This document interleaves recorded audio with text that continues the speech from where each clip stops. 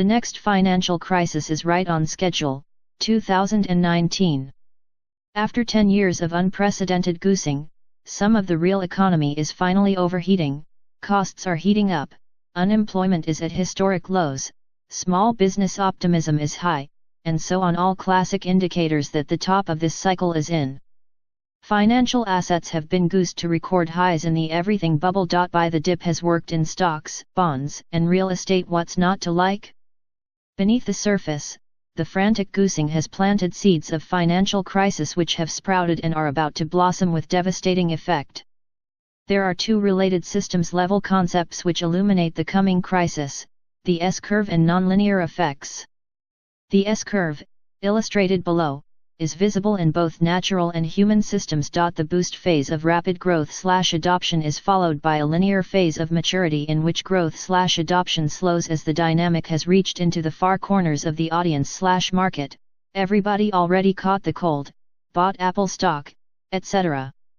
The linear stage of maturity is followed by a decline phase that's nonlinear. Linear means 1 unit of input yields 1 unit of output. Nonlinear means 1 unit of input yields 100 unit of output. In the first case, moving 1 unit of snow clears a modest path. In the second case, moving 1 unit of snow unleashes an avalanche. The system isn't stable. It's brittle and fragile. Eventually some nonlinear dynamic manifests: a blight that's resistant to the herbicide destroys the crop, an insect that's resistant explodes out of nowhere and eats the crop, etc.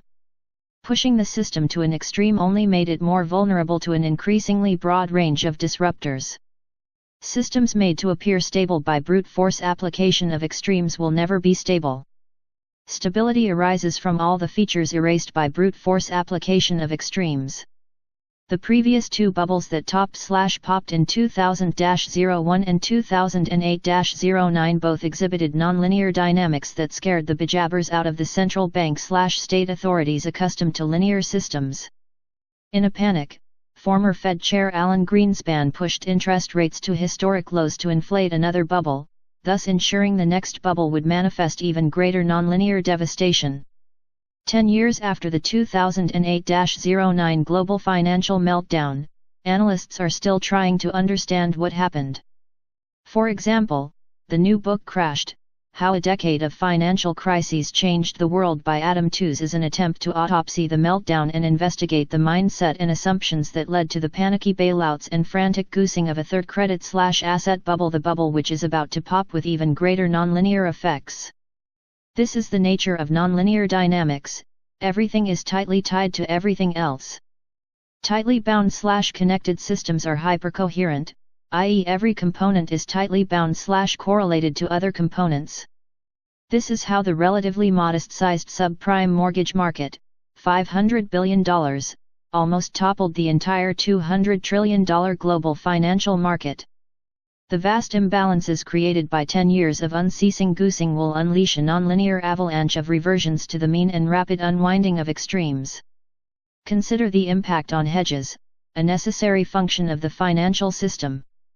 With yields so low, the cost of hedging negatively impacts returns, so hedging has been abandoned, trimmed, or distilled down to magical thinking, shorting volatility as the can't-lose hedge for all circumstances. With shorting volatility being the one-size-fits-all hedge, the signaling value of volatility has been distorted. The same can be said of other measures. The information value of traditional financial signals have been lost due to manipulation and/or goosing. The interconnectedness of global markets means a small blaze in a distant market can quickly become a conflagration. Put these two together and you get a perfect setup for crisis and crash. Nobody really knows anything because the signals have been distorted, but everyone thinks they know everything. Sell volatility and buy the dip. It works great until it doesn't. Meanwhile, beneath the best economy ever, the rot is accelerating. For example, empty storefronts are proliferating throughout New York City's neighborhoods. This is an example of the distortions that will be unwound in the next financial crisis. Desperate for yield in the near-zero yield world engineered by central banks, investors have piled into commercial real estate and overpaid for buildings as the bubbles in rents and valuations expanded in tandem. These owners are now trapped, their lenders demand long-term leases that lock in nosebleed rents, but back in the real world, no business can survive paying nosebleed rents, and agreeing to long-term leases in this environment is akin to committing financial suicide. If you actually want to make a profit, it's impossible to do so paying current commercial rent rates. And if you want to retain the absolutely critical flexibility, you'll need to adjust as conditions change. You can't sign a long-term lease. Everyone signing a long-term lease today will be declaring bankruptcy in 2019 when the recession trims sales but leaves expenses unchanged. In other words, neither small business nor the bottom 90% of households can afford this best economy ever. The financial markets have completely disconnected from reality, and the process of reconnection will unravel all the imbalances and extremes and deflate every interconnected bubble. The current fantasy is that bubbles will never pop and recessions are a thing of the past. Financial engineering can maintain bubbles and growth forever. Everything is distorted to the point that those wandering the hall of mirrors believe they know everything they need to know to continue reaping fat returns on capital. Conventional thinking that performs well in linear eras is disastrously ill-prepared to navigate non-linear eras like the one we'll be entering in 2019 right on schedule. The biggest casualty of the financial crisis. Today we acknowledge a grim anniversary. Lehman Brothers shuttered its doors 10 years ago this very day, and the great financial crisis was underway. A decade on, America is still shoveling its way out. The stock market has gone on a run for all time, it is true. But the Main Street economy appears to have acquired a permanent limp. Not one year has GDP grown at 3%, while recoveries from previous recessions routinely exceeded 3%. Meantime, the national debt pre-crisis was roughly $9.5 trillion. The government of the United States borrowed $11.6 trillion since 2008. Today the national debt rises above $21 trillion. But the American economy expanded only $5.1 trillion these past 10 years.